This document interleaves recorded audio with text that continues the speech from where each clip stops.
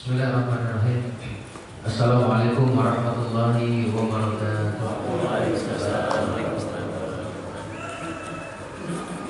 Alhamdulillahirabbil alamin wassalatu wassalamu ala asyrafil anbiya'i wal mursalin wa ala alihi wa ashabihi ajma'in wa man tabi'ahum bi ihsanin ila yaumiddin.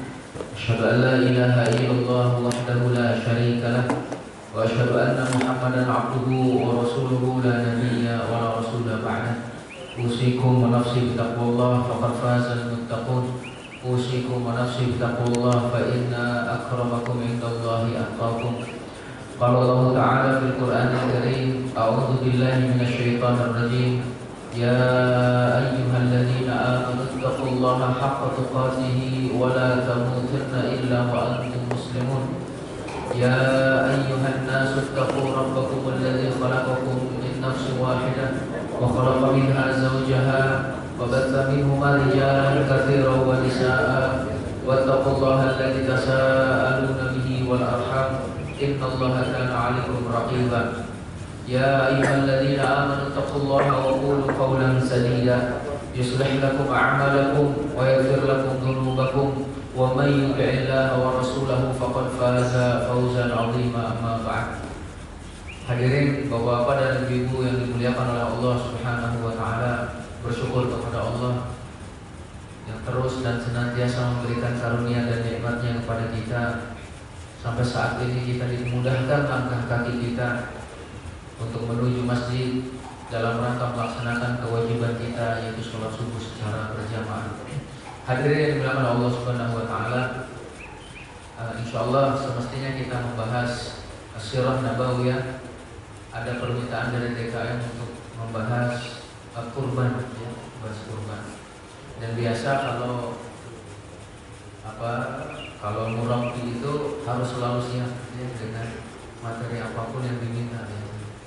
Masa walaupun barangkali tidak maksimal, jadi mohon maaf. Nanti kita akan bahas tentang kurban. Tapi kita mulai pembahasan ini adalah dengan surat yang terpendek di dalam Al-Quran, yaitu surat apa? Al-Kautsar, ya. Surat Al-Kautsar. Surat Al-Kautsar ini hanya terdiri dari 3 ayat. Walaupun 3 ayat, akan tapi kandungannya cukup luar biasa. Dan kemudian nama lain daripada surat Al-Kautsar, Al-Kautsar adalah nama yang paling masyhur. Kalau bapak-bapak buka mushaf, silakan, itu pasti tertulis surat Al-Kautsar. Akan tapi dalam beberapa riwayat ada nama lainnya. Nama lain daripada surat Al-Kautsar diantaranya adalah surat Inna A'tainakal Kautsar. Ini namanya, ya. Iya. Seperti surat Al-Lahab contohnya. Surat Al-Lahab itu nama lainnya surat Tabbat Yada Abi Lahab. Nah, kemudian nama lain daripada surat Al-Kautsar adalah surat An-Nahl. Surat An-Nahl, fasholli li rabbika wanhar. Karena disebut An-Nahl dalam ayat ini, dalam surat ini, maka diberilah nama surat An-Nahl. Seperti contoh Bapak sekalian, di dalam Al-Quran Allah tidak pernah menyebut kata Al-A'raf kecuali dalam surat Al-A'raf. Maka disebutlah surat tersebut surat Al-A'raf. Atau dalam surat, contohnya kemudian Al-Ankabut. Al-Ankabut itu tidak disebut dalam Al-Quran kecuali dalam surat Al-Ankabut. Al-Kahfi, tidak menyebut kata Al-Kahfi dalam Al-Quran kecuali dalam surat itu. Maka dinamakanlah surat Al-Kahfi. Nah, kemudian juga sekalian, berkenaan dengan waktu turunnya kapan. Nah, pada suatu hari Rasulullah SAW sedang duduk bersama para sahabatnya. Tiba-tiba beliau tertidur. Dan beda antara tidurnya kita dengan tidur Rasulullah SAW. Kalau tidurnya Rasul, terpejam matanya, akan tetapi hatinya bangun. Sedangkan kalau kita terpejam matanya, hatinya pun lalai. Walaupun ada yang menyatakan, Ustaz, walaupun mata saya terpejam, akan tetapi hati saya bangun. Ketika dipanggil nggak nyambut juga. Nah, itu berarti kan tidur juga, ya. Tetap saja. Nah, itu bedanya antara tidur Rasul dengan tidur kita. kemudian perbedaannya lagi, kalau para rasul bermimpi, maka mimpi para rasul wahyu. Kalau mimpi kita, nah itu hanya sekedar bunga tidur ataupun penghias tidur. Walaupun ada di antara mimpi kita yang benar. Menjelang dekatnya hari kiamat, Bapak sekalian, di antara hal yang diberikan kepada orang yang beriman kepada Allah adalah ar-ru'ya as-shalihah. Dalam artian mimpi yang benar. Saat itu kaum muslimin sudah banyak mendapatkan fitnah, baik dari kalangan luar Islam ataupun dari dalamnya sendiri, baik dari syahwat ataupun juga asyubuhat. Maka Allah memberikan rasa nyaman kepada mereka, salah satunya dengan mimpi yang benar. Masya Allah. Dan kata Rasulullah SAW, mimpi yang benar itu adalah salah satu tanda dari kenabian, bagian-bagian dari kenabian maksudnya ya. Nah kemudian kita lanjutkan. Ketika Rasulullah SAW tertidur di majelis tersebut, tiba-tiba beliau bangun sambil tersenyum. Nah kalau kita bangun tidur sambil senyum, itu kan karena mimpi ya, mimpi sebelum. Ini Rasulullah tersenyum karena setelah mendapatkan wahyu dari Allah Subhanahu wa taala. Beliau tersenyum, kemudian kata para sahabat, "Ya Rasulullah, apa yang menjadikan kau tersenyum? Semoga Allah memutihkan gigimu," ya kalau bahasa kita. Kata Rasulullah SAW, "Barusan telah diturunkan kepada saya sebuah surat, yaitu Inna a'tainakal kautsar. Fasholli li rabbika wanhar, inna syani'aka huwal abtar." Sesungguhnya kami telah memberikan kepadamu nikmat yang banyak. Kemudian hendaknya kamu dirikan sholat dan berkurbanlah. Sesungguhnya orang yang mencelamu, mereka itulah orang yang terputus. Bapak sekalian yang dimuliakan Allah Subhanahu wa taala, inna dalam Al-Qur'an, inna artinya apa itu? Sesungguhnya kami. Siapa di sini? Allah. Dan Bapak sekalian, kalau kita mendapatkan dalam Al-Qur'an kata inna, maka setelahnya pasti ada perbuatan yang sangat agung. Ada kata kerja yang tidak mungkin dikerjakan kecuali oleh Allah. Kita kasih contoh. Inna nahnu nazzalna dzikra wa inna lahu lahafidun. Sesungguhnya kami yang telah menurunkan Al-Quran, dan sesungguhnya kami pula yang akan menjaganya. Kemudian apa lagi? Inna fatahna laka fatham mubina. Sesungguhnya kami telah memberikan kepadamu kemenangan yang sangat nyata. Apalagi inna anzalnahu fi lailatul qadr. Sesungguhnya kami telah menurunkannya, itu Al-Qur'an, di malam Al-Qadr. Kemudian apa lagi? Inna arsalna Nuhan ila qaumihi an anzir qaumaka min qabli an ya'tiyahum 'adzabun alim. Sesungguhnya kami telah mengutus Nabi Nuh sebagai rasul agar memberikan peringatan sebelum datang kepada kaum itu azab yang pedih. Kemudian masih banyak yang lainnya ya. Inna seperti itu. Pasti itu setelahnya kata kerja yang agung yang tidak mungkin dikerjakan kecuali oleh Allah Subhanahu wa taala. Nah, dalam surat ini apa kerjanya? Inna a'tainaka. Sesungguhnya kami telah memberikan kepadamu. Pertanyaannya apa sekalian? Pakai fi'il mudhari atau fi'il mati gitu ya? Pakai kata kerja lampau atau pakai kata kerja sekarang dan yang akan datang?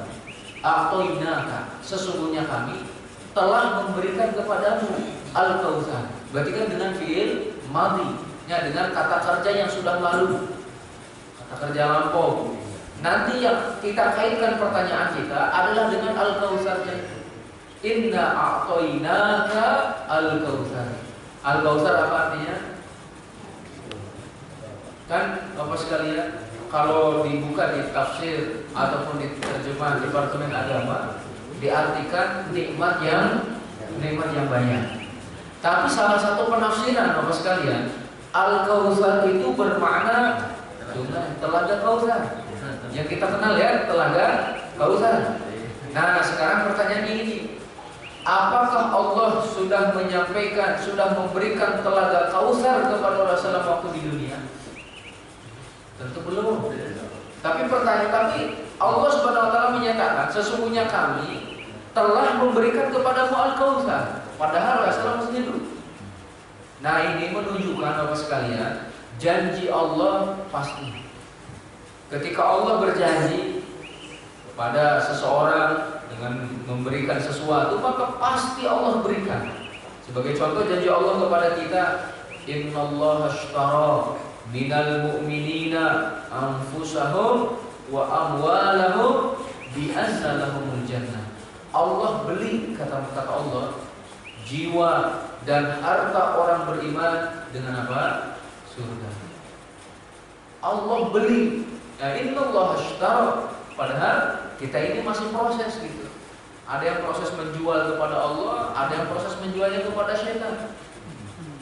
Maka kata Rasulullah, kullun nasi yaghdu fa ba'i'un nafsah fa mu'tiquha aw mubiquha. Setiap orang itu berusaha, setiap orang itu bekerja. Ada yang bekerjanya untuk menyelamatkan dirinya dari neraka. Ada yang kerjanya itu justru untuk mencelakakan dirinya. Maka kita pun sekarang sedang proses bertransaksi dengan Allah Subhanahu wa taala. Ada yang kemudian benar-benar dibeli oleh Allah, tapi ada juga yang kemudian ditolak oleh Allah karena dia menjualnya bukan kepada Allah, menjualnya kepada dunia, ya. Mereka menjual agama dengan harta ataupun dengan harga yang sangat murah. Dan kata para ulama, samanan qalila itu adalah ad-dunya wa ma fiha, dunia dan seisinya. Jadi kalau kita baru memiliki kendaraan ataupun baru memiliki tanah, apalagi ya baru qalil, itu baru sedikit. Nah, kemudian inna a'tainaka al-kautsar. Al-kautsar Bapak sekalian, ada yang menafsirkan juga selain tadi nikmat yang banyak, kemudian juga tadi Al-Kautsar, yaitu telaga Kautsar. Ada juga yang menyatakan satu sungai di dalam surga yang diberikan oleh Allah Subhanahu wa taala kepada Nabi Muhammad sallallahu alaihi wasallam. Pada waktu itu Rasulullah pernah diajak jalan-jalan oleh malaikat Jibril dalam mimpinya. Kemudian melewati sebuah sungai yang Rasulullah bertanya, sungai apa ini wahai Jibril? Kata malaikat Jibril, ini adalah sungai yang diberikan Allah kepadamu. Itulah yang dinamakan dengan Al-Kautsar.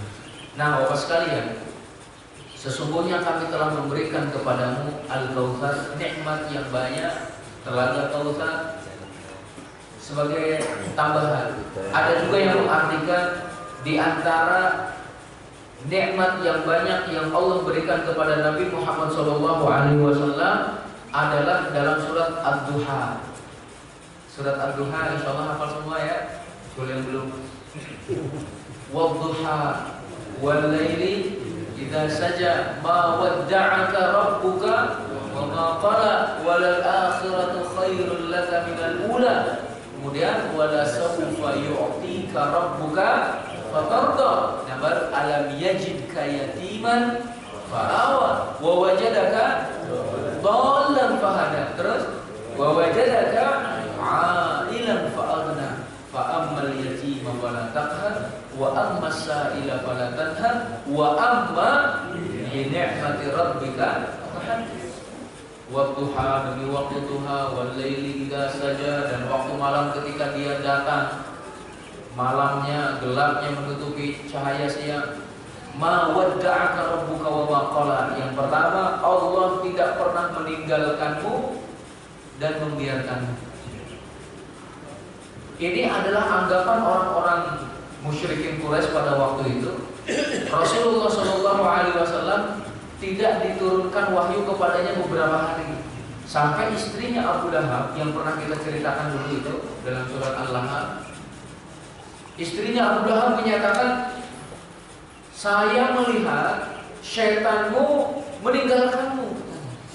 Jadi malaikat itu dikatakan syaitan, ya. istrinya Abu Lahab.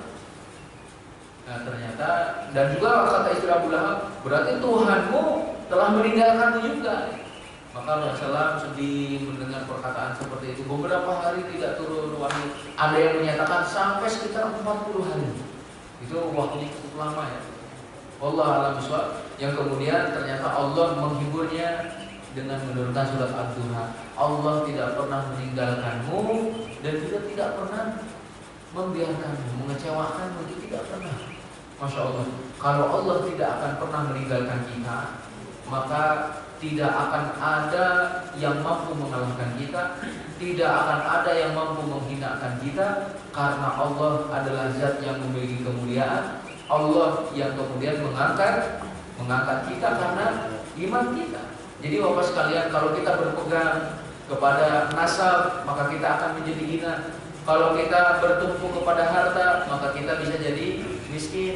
Kalau kita bertumpu kepada kekuatan dan pengikut, kita bisa dihinakan oleh orang lain. Tapi kalau kita bertumpu kepada Allah, berpegang kepada Allah, bersandar kepada Allah, maka kemuliaan berasal dari Allah. Semua kekuatan pun berasal dari Allah. Tidak akan ada yang mampu mengalahkan Allah Subhanahu wa ta'ala. Nah, kemudian apalagi pemberian yang Allah berikan kepada Nabi Muhammad SAW? Alam yajidka yatiman fa'awa. Bukankah dahulu kata Allah, engkau ini seorang anak yatim yang kemudian kami lindungi. Jadi pemberian Allah kepada Nabi Muhammad SAW berupa nikmat tadi kan. Sesungguhnya kami telah memberikan kepadamu nikmat yang banyak. Engkau dahulunya yatim, kami yang melindungimu. Nah, bentuk perlindungan Allah kepada Nabi Muhammad SAW sebagai seorang anak yatim, Allah menjadikan di antara keluarganya ada yang sangat mencintainya, bahkan lebih mencintainya daripada anak-anaknya. Di antaranya adalah Abdul Muthalib, ya, kakeknya. Yang lain tidak berani duduk di tempat duduk Abdul Muthalib karena itu adalah tempat duduk kebesaran. Ketika Rasulullah duduk di atasnya, yang lain menyatakan, kok jangan duduk di sana. Kata Abdul Muthalib, biarkan anak saya ini, dia akan menjadi orang besar. Abdul Muthalib sayang kepada Nabi Muhammad SAW. Abdul Muthalib meninggal dunia, kemudian diurus oleh pamannya Abu Thalib. Dan Abu Thalib seorang yang sangat mencintai Nabi Muhammad SAW, melebihi kecintaan terhadap anak-anaknya.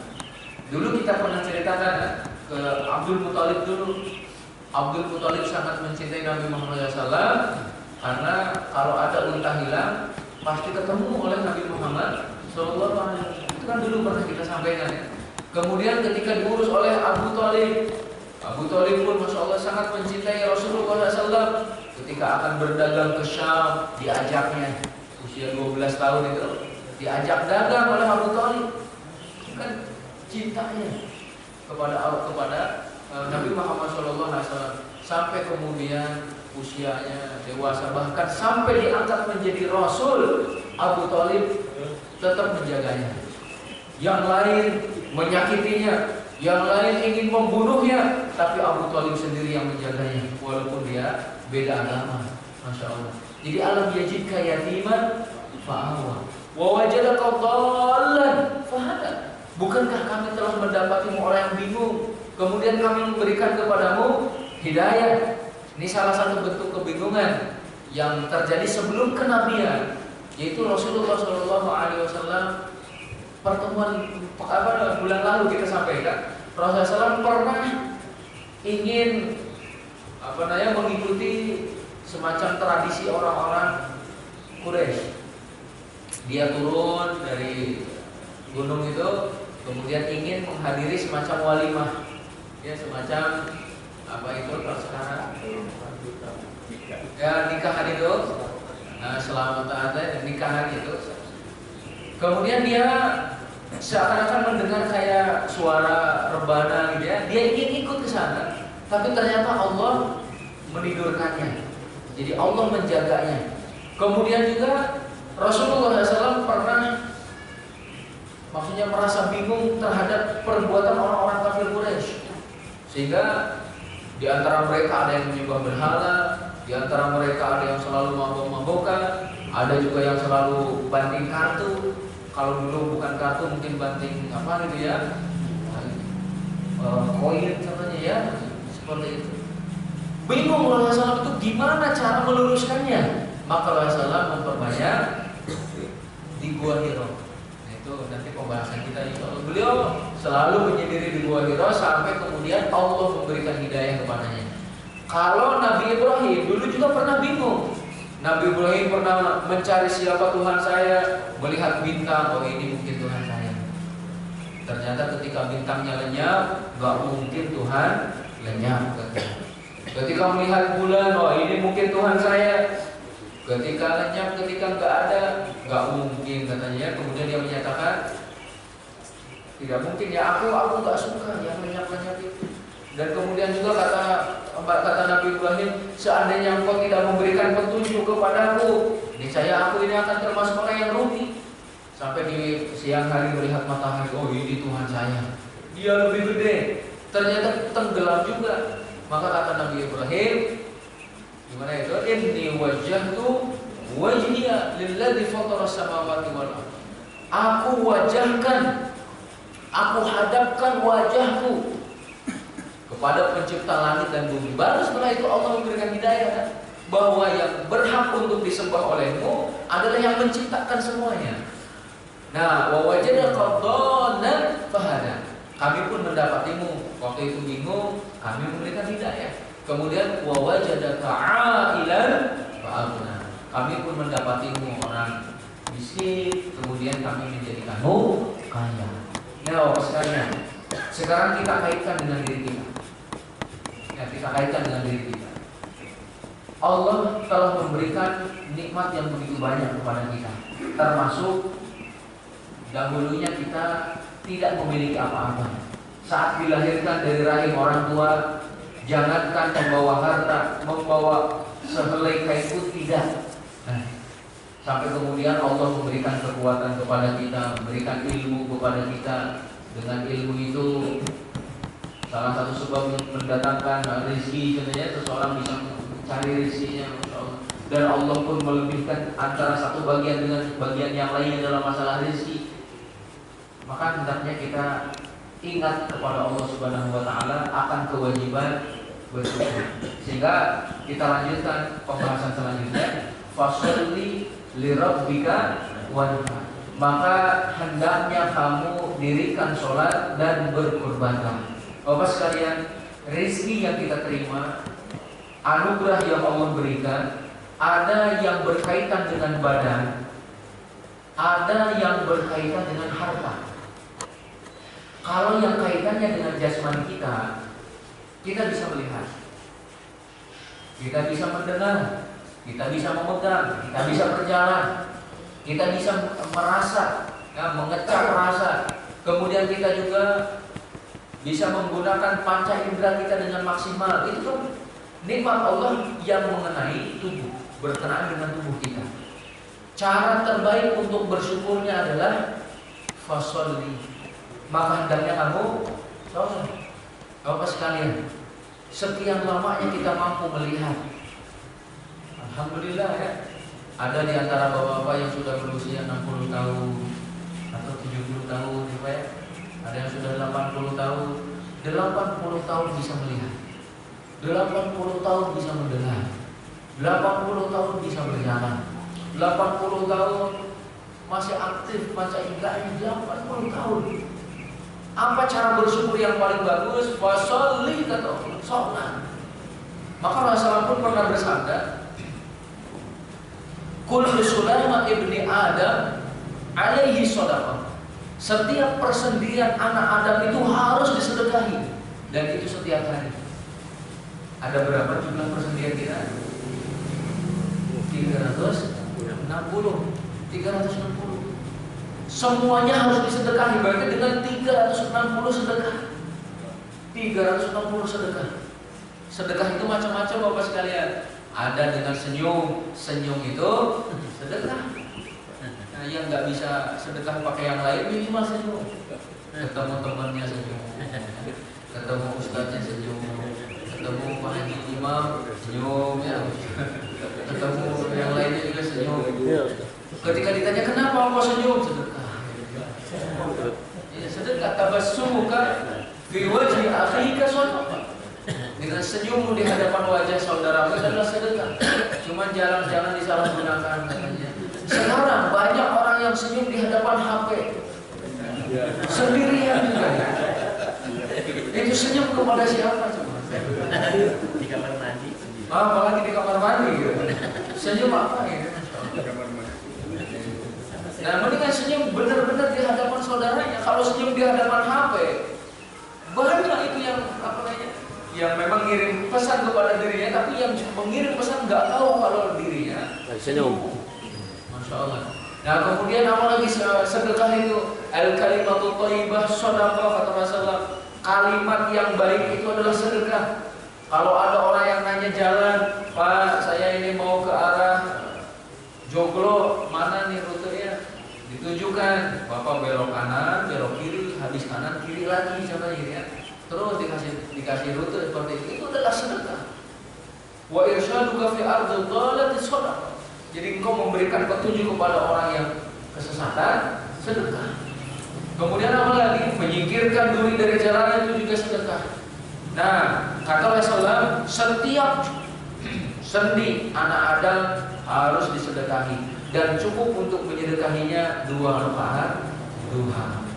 2 rakaat duha menyedekahi seluruh persendian kita, menunjukkan bahwa sebaik-baik cara bersyukur atas nikmat Allah yang berkaitan dengan badan adalah sholat. Adalah sholat. Termasuk nanti Bapak sekalian qiyamul lail. Ketika Rasulullah qiyamul lail sampai bengkak kakinya, ditanya oleh Aisyah radhiyallahu anha, "Ya Rasulullah, bukankah engkau adalah orang yang sudah diampuni dosanya yang terdahulu dan yang akan datang?" Kata Rasulullah, "Aku ingin menjadi seorang hamba yang bersyukur." Masya Allah. Kita juga seperti itu ya, fasolli itu yang pertama. Nah, kemudian yang kedua, Bapak sekalian, nikmat Allah ada yang kaitannya dengan harta. Allah ngasih kita kendaraan. Ada yang roda 2, ada yang roda 3, ada yang roda 4, ada yang roda 8, ada yang roda 12 katanya. Ada yang rodanya cuma satu barangkali ya. Ya, ada yang tanpa roda gitu. Yang berjalan kemana-mana pakai kapal katanya. Maksudnya pakai sendal ya. Itu kan nikmat dari Allah. Jadi ada yang kaitannya dengan harta. Kemudian juga ada yang diberikan tanahnya hektaran katanya ya. Kemarin di pertemuan ulama dan dai se-ASEAN itu apa sekalian, ada di antara mereka yang mewakafkan tanahnya sekitar 5.000 hektar. 5.000 hektar diwakafkan untuk membangun pesantren. Ya, kalau tanahnya ada di daerah perumahan Bang Raksa, kira-kira harganya berapa? Per meternya berapa? Bisa 10 juta per meternya atau berapa itu? Atau mungkin bisa lebih mahal ya. Itu 5.000 hektar diwakafkan. Dan kemudian ketika beliau melihat ada anak kecil yang hafal Quran dan beliau dahulunya adalah anak, beliau dahulunya adalah pemulung. Jadi gini Bapak sekalian, ini anak-anak kecil, orang tuanya katanya sudah tidak ada karena anak kecil ini juga perlu makan, akhirnya nyari-nyari barang bekas dia, kemudian dijual. Melihat ada seorang ustaz melihat anak kecil ini kasihan, diambil dijadikan anak, kemudian dididik hafal Quran. Coba Masya Allah, pemulung hafal Quran. Ikut kemarin dalam pertemuan. Nah, laki-laki yang mewakafkan dari tanah 5.000 hektar ini kemudian menyatakan, "Saya sama dahulu adalah anak yatim," kata beliau. "Saya melihat ada anak yatim yang hafal Al-Quran, maka saya kasih hadiah $5.000 pada waktu. Langsung dikeluarkan uangnya, dikasihkan $5.000 itu berapa juta ya? Sekitar 60 jutaan lebih gitu ya, 60 jutaan. Ini saya kasih hadiah kepada Anda cuma-cuma karena saya merasa dahulu pun saya anak yatim." Nah, Bapak sekalian, ada nikmat itu yang berupa rumah. Berapa banyak di antara kita Allah titipkan rumah. Ada juga kendaraan, ada juga tanah, ada juga yang lainnya. Pokoknya yang kaitannya dengan harta. Cara bersyukur terbaik atas nikmat tersebut adalah wanhar, berkorban. Jadi Bapak sekalian, ada yang simpanan di banknya sudah triliunan katanya. ataupun di banknya itu udah miliaran, sehingga kalau infak 100 juta itu kayak infak 1000 gitu bagi mereka. Nah, maka cara yang terbaik adalah dengan berkurban. Nah, maka Bapak sekalian, sebentar lagi kita nanti akan Idul Kurban. Maka siapa yang memiliki keuangan namun kemudian tidak mau berkorban, kata Rasulullah, tidak usah dekat-dekat dengan tempat sholat kami. Maksudnya ini ditentukan dan juga sangat-sangat ditekankan Bapak sekalian. Allah senang ketika hambanya memiliki kecukupan tapi nggak pernah lupa kepada pemberinya. Siapa itu? Allah. Ya Allah, ini semuanya berasal darimu, saya kembalikan kepadamu. Tapi ternyata kata Allah, in ahsantum ahsantum li anfusikum. Kalau kamu berbuat baik, kebaikan itu untukmu, bukan untuk Allah. Allah Maha Kaya. Kerajaan Allah kalaupun diberikan kepada manusia yang ada di dunia itu tidak mengurangi dari kerajaannya. Itu hanya seperti kita memasukkan jarum ke lautan, kita angkat jarum itu, yang menetes itulah seluruh kekayaan yang ada di dunia. Kerajaan Allah lebih banyak. Jadi Bapak sekalian yang dimuliakan Allah Subhanahu wa taala, kemudian juga dalam beberapa riwayat Rasulullah SAW menyatakan Allah senang melihat bekas nikmat pada hambanya. Nah, bekas-bekasnya itu tentu ketika memang benar-benar digunakan dalam kebaikan. Dalam masalah kurban ini Bapak sekalian, siapakah yang pertama kali berkurban? Itu adalah Qabil dan Habil. Dua orang dari anak Nabi Adam alaihissalam diperintahkan oleh Nabi Adam untuk berkorban karena dua-duanya rebutan calon istri pada waktu itu. Yang ingin menikah dengan saudaranya sendiri yaitu Qabil. Jadi dahulu itu kata Nabi Adam, kalian boleh menikah dengan saudara, akan tapi harus silang karena dulu kan belum ada siapa-siapa. Jadi Qabil dan Habil itu kan adik kakak, dan setiap dilahirkan pasti kembarannya perempuan. Habil dilahirkan kembar dengan saudaranya perempuan. Qabil dilahirkan sama dengan perempuan. Habil harus menikah dengan saudarinya Qabil. Qabil menikah dengan saudarinya Habil, gitu disilang. Karena saudarinya Qabil lebih cantik daripada saudarinya Habil, Qabil pengen nikah dengan saudarinya sendiri. Kata Nabi Adam, enggak boleh, ketetapannya harus silang. Nah, kemudian tetap paksa. Sudah caranya, coba kurban, siapa yang diterima kurbannya, maka itulah keputusan yang akan diambil. Jadi harus Habil, kalau korbannya Habil diterima, Habil harus nikah dengan saudarinya Qabil. Tapi kalau korbannya Qabil yang diterima, Qabil boleh nikah dengan saudarinya sendiri. Qabil kemudian karena beliau seorang petani, membawakan hasil-hasil tanamannya untuk dikorbankan, dan yang dipilih yang kurang bagus, yang mudah layu. Sebenarnya kalau sayuran, kalau buah-buahan sudah mulai mengerut gitu ya. Kalau jeruk itu mungkin isinya ataupun airnya juga sudah disedot gitu. Kan banyak ya jeruk yang ketika kita buka kok kering, mungkin sudah disedot. Wallahualam. Kemudian Habil membawakan kambing karena beliau adalah seorang penggembala, penggembala kambing itu. Maka membawakan kambing yang paling gemuk. Nah, kemudian diletakkanlah di sana. Ternyata kurbannya Habilah yang diterima. Nah, setelah itu makin iri itu Qabil. Saya harus nikah dengan saudarinya Habil, gitu ya. Kemudian kurban saya nggak diterima, kata Qabil. Akhirnya dia menyatakan saya akan membunuh kamu. Kata Habil, saya tidak akan melakukan apa yang kau lakukan. Jadi kalau kau mau membunuh saya tidak akan melawan, kata beliau, karena ini perbuatan dosa tentunya. Padahal kalau dari sisi fisik, Habil lebih kuat daripada Qabil. Habil itu adiknya lebih kuat daripada Qabil. Cuman karena ketakwaan, karena akhlak yang baik, beliau tidak mau membalas keburukan dengan keburukan yang semisal. Sampai kemudian dibunuh. Setelah dibunuh, Qabil bingung, ini mau diapain gitu? Diapain? Sampai putar-putar itu Qabil. Ada yang menyatakan dalam riwayat itu sekitar 40 hari beliau menggendong adiknya. Ini mau dikemanain, dia sudah meninggal. Sampai sampai 40 hari 40 malam. Kemudian datanglah tanya burung gagak itu ngajarin cara ngubur saudaranya. Dia tengkar dua burung ini, yang satu mati. Kemudian gali kuburan, dikuburlah di sana. Kata Qabil, kenapa aku tidak seperti burung itu? Dan dia akhirnya menyesal. Maksud menyesal di sini, menyesal kenapa nggak tahu cara ngubur itu. Bukan menyesal kenapa saya membunuh adik saya. Jadi penyesalan di sini bukan menyesal seperti itu. Karena kalau menyesal, ya Allah saya nyesal kenapa saya membunuh adik saya bertaubat, tentu akan diterima taubatnya.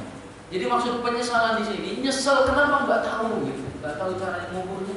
40 hari digendong-gendong terus. Nah kemudian Bapak sekalian, kurban selanjutnya pada zaman Nabi Musa pun, pada zaman Nabi Musa itu juga kurban. Dan pada zaman Nabi Musa bukan hanya kurban ya, ghanimah malah. Ini kita keluar dari pembahasan. Kalau pada zaman Nabi Musa itu ghanimah dikumpulkan, kalau diterima oleh Allah maka dilahap oleh api. Termasuk kurban-kurban sebelumnya, kalau diterima oleh Allah jadi datang api yang memakannya gitu. Nah pada zaman Nabi Musa terjadi peperangan, mendapatkan harta rampasan perang, dikumpulkan. Kalau diterima oleh Allah dilahap oleh api. Kalau tidak turun api. Maka akan ketahuan kalau ada orang yang nyuri hasil rampasan perang. Ketahuannya itu dengan apa? Tidak turun api. Pernah Nabi Musa mengumpulkan harta rampasan perang, kok nggak turun-turun api? Kata Nabi Musa, ada di antara kalian yang masih menyimpan harta rampasan perang. Datang seorang, saya wahai Nabiullah, simpan. Ternyata nggak datang juga api tersebut. Kata Nabi Musa, masih ada di antara kalian yang nyimpan. Akhirnya datang lagi, disimpan. Setelah itu datang api. Kalau zaman sekarang tidak seperti itu sekalian. Kalaupun ada yang nyimpan harta rampasan perang, tidak turun api. Ya. Makanya balasannya kata Rasulullah, siapa yang curang, yaitu dengan mengambil harta rampasan perang sebelum dibagi, baginya adalah neraka. Nah, kemudian juga korban pernah dinadarkan oleh siapa? Oleh Abdul Muthalib.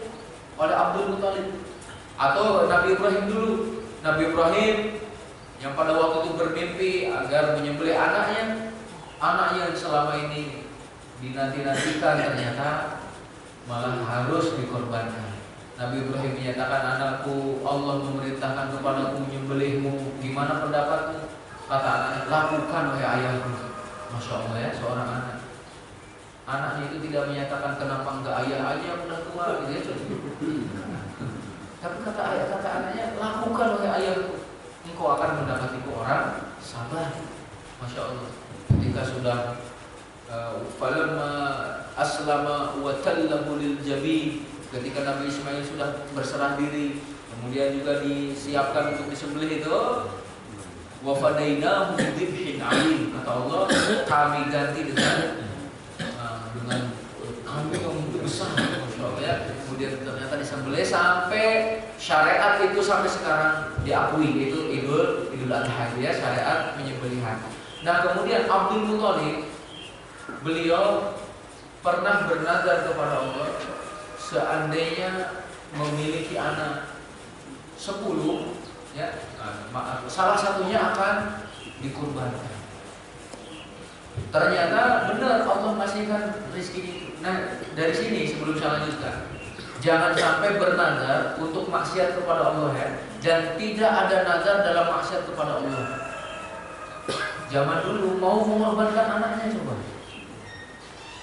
akhirnya diundi. Ketika diundi, yang keluar nama Abdullah.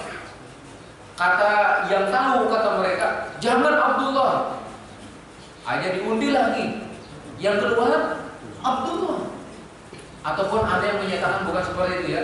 Jadi kalau saya mendapatkan anak, saya akan korbankan yang terakhir ternyata Abdullah itu. Tapi kemudian kata tadi orang yang tahu menyatakan, udah ganti saja Abdullah dengan 100 ekor unta. Masya Allah. Jadi satu nyawa dibalas ataupun diganti dengan 100 ekor unta. Satu unta harganya anggaplah 50 juta. 50 juta dikali 100, 5 miliar. Itu satu nyawa. Ya, jadi bukan hanya di penjara 2 bulan contohnya, ataupun setengah hari. Akan tapi minimal seperti 100 ekor unta. Masya Allah, dan diganti benar itu disembelih 100 ekor unta.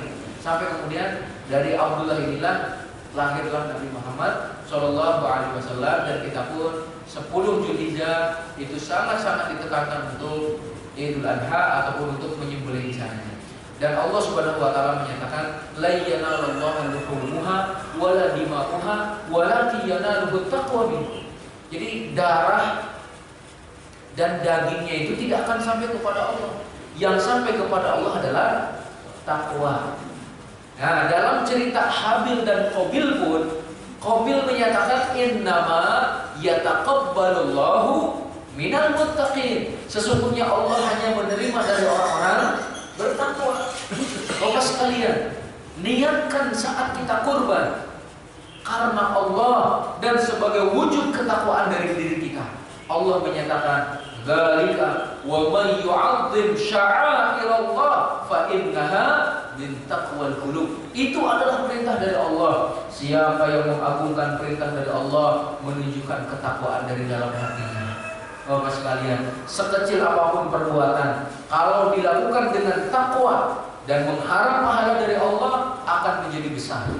Ada sebenarnya kalau ditanyakan kepada kita, adakah hadis sahih yang menunjukkan keutamaan berkurban? Jawabannya gimana Mas sekalian? Ada nggak hadis sahih menunjukkan keistimewaan berkurban? Ternyata setelah diteliti, tidak ada hadis sahih yang menyatakan keistimewaan berkurban secara langsung gitu. Hal ini menunjukkan bahwa kurban adalah ibadah yang paling istimewa, nggak perlu lagi disebutkan katanya. Itu menurut para ulama, nggak perlu lagi disebutkan secara rinci, udah istimewa ya. Kalaupun ada yang menyatakan sesungguhnya dia akan datang pada hari kiamat dengan darahnya, bulunya, kukunya gitu ya. Itu ada yang menyatakan hadisnya kurang kuat. Akan tetapi setiap kebaikan maka pasti Allah catat dengan berlipat ganda. Terlebih yang dikorbankan adalah sesuatu yang paling kita cintai, harta. Kita carinya dengan peras keringat, banting tulang, kepala dijadikan kepala, kaki dijadikan kaki. Iya, karena kalau dibalik nggak mungkin. Kaki dijadikan kepala, kepala dijadikan kaki, itu kan susah gitu ya. Susah menjadikannya, maka kepala dijadikan kepala, kaki dijadikan kaki. Ada yang berangkat sebelum subuh, pulang kemudian malam hari. Anaknya berangkat, ketika dia berangkat masih tidur, ketika pulang sudah tidur lagi. Ternyata dia rela, ya Allah saya keluarkan karenamu dalam bentuk kurban. Masya Allah. Makanya pahalanya tentu jauh lebih besar. Nah kemudian kalau ada yang bertanya, lebih utama mana, kambing atau sapi? Nah tanya ke Pak Ustadz Imam. Nah, yang paling banyak manfaatnya. Yang paling banyak manfaatnya. Kalau yang paling banyak manfaatnya adalah dagingnya, ya berarti sapi. Maka Bapak sekalian, kalau harga kambing 4 juta, patungan sapi 3,5 juta, ataupun sama 4 juta contohnya, tidak ke sapi saja. Itu lebih banyak manfaatnya, lebih banyak dapatnya juga nanti. Nah kemudian juga Bapak sekalian, apa saja yang harus ataupun tidak boleh dilakukan oleh mereka yang akan berkurban? 10 yang jadi semenjak tanggal 1 Zulhijjah yang akan berkurban tidak memotong kumis, memotong jenggot, memotong kuku, kemudian juga yang lainnya dia tidak mencabut bulu ketiak sampai setelah dia menyembelih. Nah kemudian juga Bapak sekalian, kalau boleh nggak kita menyimpan dagingnya itu, daging kurban, ataupun orang yang berkurban bolehkah mengambil daging bagiannya? Boleh. Bahkan sebenarnya bagian orang yang berkurban adalah sepertiganya dia makan, sepertiganya dia sedekahkan, ada yang kata sepertiganya lagi disimpan. Itu Masya Allah. Adapun kita didik diri kita adalah dengan kepedulian sosial dan kita bagikan di masyarakat. Bahkan Bapak sekalian, pernah saya ceritakan di dekat kita ada yang ketika dikasih daging itu malah nangis. Kenapa kok nangis? Dia menyatakan selama 1 tahun ini saya tidak pernah makan daging kecuali saat ini. Jadi Bapak sekalian, mendidik diri kita untuk peduli sosial, salah satunya adalah dengan ibadah kurban. Kemudian apa lagi dalam masalah kurban ini? Kalau idul kurban itu sekalian disunahkan makan dulu. Puasa dulu, puasa dulu baru kemudian pulang dari sana makan ya. Barakallahu fikum. Ini fasholli li rabbika wanhar yang terakhir karena waktunya mepet. Inna syani'aka huwal abtar. Saya sampaikan dulu yang terakhir ini. Sesungguhnya orang yang mencelamu dialah orang yang terputus. Nah, orang-orang kafir Quraisy mencela Nabi Muhammad SAW, terlebih ketika anaknya meninggal dunia, anaknya yang laki-laki, entah itu Ibrahim ataupun juga Al-Qasim. Ya, kata orang-orang kafir Quraisy, "Woi, Muhammad itu terputus keturunannya, abtar." Tapi ternyata kata Allah, yang terputus itu bukan engkau, tapi yang mencela. Jadi Bapak sekalian, hati-hati mencela Rasul, hati-hati mencela para ulama, karena kata Allah mereka lah yang terputus dari nikmat yang banyak, terputus juga dari pahala yang melimpah. Sebagai tambahan Bapak sekalian, salah satu nikmat yang Allah berikan kepada Nabi Muhammad telaga Kautsar. Pada hari kiamat Rasulullah SAW melihat sebagian hamba, sebagian umatnya, dan ini dalam hadis yang disampaikan, melihat ada sekelompok manusia mendatangi Kautsar. Mereka minum di dalamnya. Siapa yang meneguk air darinya, maka tidak akan pernah kehausan selama-lamanya. Ternyata datang sekelompok manusia lagi yang kemudian ditolak oleh Allah. Kalian tidak boleh mendatangi telaga Kautsar ini. Kata Rasulullah SAW, ya Allah, mereka adalah umatku, biarkan mereka memasuki telaga Kautsar. Tapi kata Allah Subhanahu wa taala, engkau tidak mengetahui apa yang dilakukan oleh mereka sepeninggal. Mereka tidak mengikuti sunnahku, katanya. Jadi Bapak sekalian, di antara manusia yang tertolak dari telaga Kautsar adalah yang tidak mengikuti sunnah Rasulullah SAW. Kita sebagai umatnya agar bisa mendatangi telaga Kautsar, ikutilah contoh Rasulullah SAW. Sekarang kembali lagi ke masalah kurban. Rasulullah SAW pernah berkurban dengan 100 ekor unta. Beliau menyembelih 63. Masya Allah. Di sini siapa Pak? Jagalnya? Ada yang Pak Jasin. Masya Allah. Rasulullah sendiri menyembelih 63 unta. Kuat ya tangannya. Kalau di kita berapa? 17.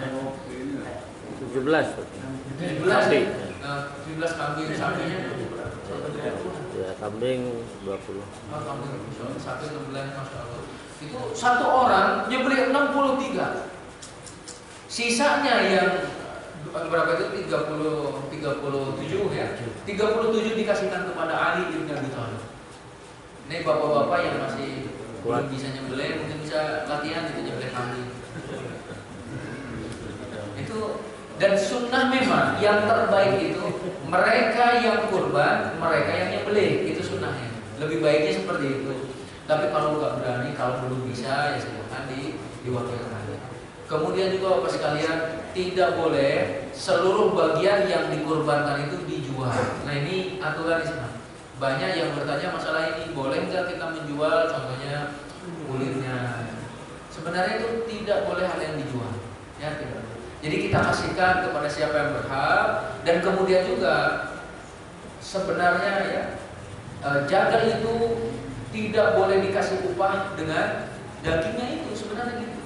Jadi harus pakai upah tersendiri. Ya wallahu a'lam bishawab. Mungkin dalam masalah kurban kalau ada yang mau ditanyakan beberapa saat silakan. Kalau bisa saya jawab, kalau tidak saya jadikan PR. Terima kasih.